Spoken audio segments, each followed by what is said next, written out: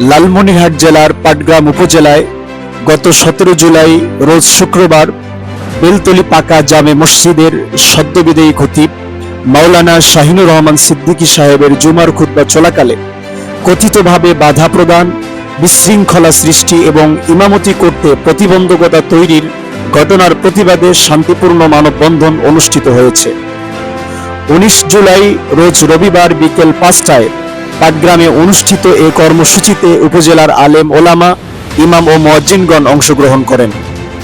মানববন্ধনে অধ্যক্ষ মাওলানা ইউনুস আলী সাহেবের সভাপতিত্বে এবং হাবিবুল বাশারের সঞ্চালনায় বক্তাগণ খতিবকে হেনস্থার ঘটনায় গভীর উদ্বেগ প্রকাশ করেন।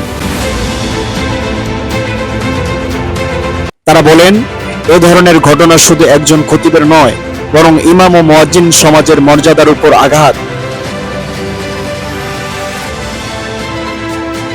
ভবিষ্যতে কোনো ইমাম বা মুয়াজ্জিন যেন এমন ঘটনার শিকার না হন, সে বিষয়ে সংশ্লিষ্টদের সতর্ক থাকার আহ্বান জানানো হয়।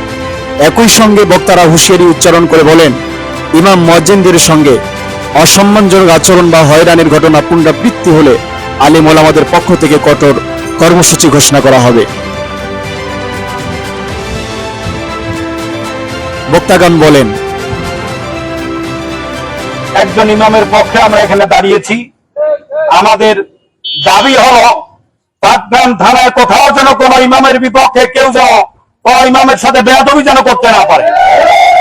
মসজিদের খতিব এবং ইমামগণ তারা কোন দলের পতাকা বহন করে বা কোন দলের এজেন্ডা বাস্তবায়নের জন্য মসজিদে কোনো ধরনের বক্তব্য প্রদান করেন না, বরং মসজিদের খতিব সাহেব বরং সমাজের সকল অসঙ্গতির বিরুদ্ধে তারা কথা বলেন, সমাজের অন্যায় অপকর্মের বিরুদ্ধে কথা বলেন। আর এই অন্যায়ের বিরুদ্ধে কথা বলতে গেলে কিছু লোকের বিরুদ্ধে যেতে পারে, এটাই স্বাভাবিক। কারণ একজন খতিবের দায়িত্ব হলো যিনি অন্যায়ের সঙ্গে সম্পৃক্ত তার অন্যায়টা তাকে ধরিয়ে দেওয়ার মাধ্যমে তাকে সংশোধন করা।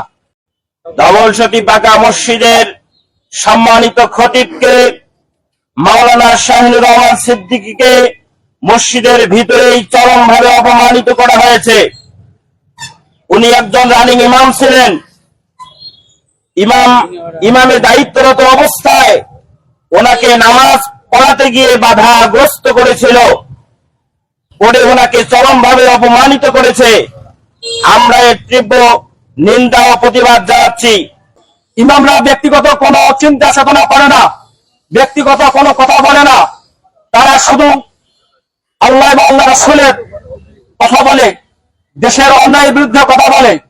এই জন্য আমি আপনাদের কাছে উদাত্ত আহ্বান জানাবো, স্বাধীনভাবে উন্মুক্ত পরিবেশে প্রত্যেকটা মসজিদের ইমাম যেন কথা বলতে পারে, সেই পরিবেশ নিশ্চিত করতে হবে আমাদেরকে।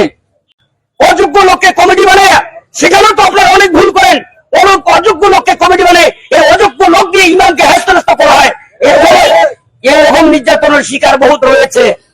এই জন্য আমরা এখন থেকে হুঁশিয়ার, সামনে মসজিদের কমিটি থেকে তার মিনিমাম ইমামকে চালার যোগ্যতা, নামাজ পড়ার যোগ্যতা তার থাকতে হবে।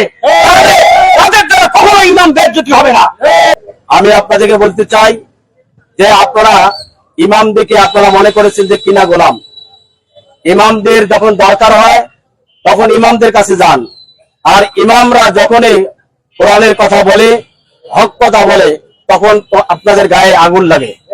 এই জন্য আমি হুঁশিয়ার করে দিতে চাই যে সাবধান, ইমামদের সাথে বেয়াদবি করে কোন জাতি, কোন সমাজ, কোন দেশ দেখতে পারে নাই, কেউ থাকতে পারে নাই।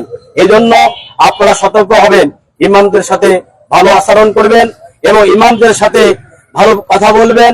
এবং ইমামরা হচ্ছে বাদশাহ, এই বাদশার সাথে আপনারা ভালো আচরণ করবেন, দেখবেন আপনাদেরও ইজ্জত বাড়বে। ইমামদেরকে বেইজ্জতি করবেন, আপনারাও বেইজ্জতি হবেন।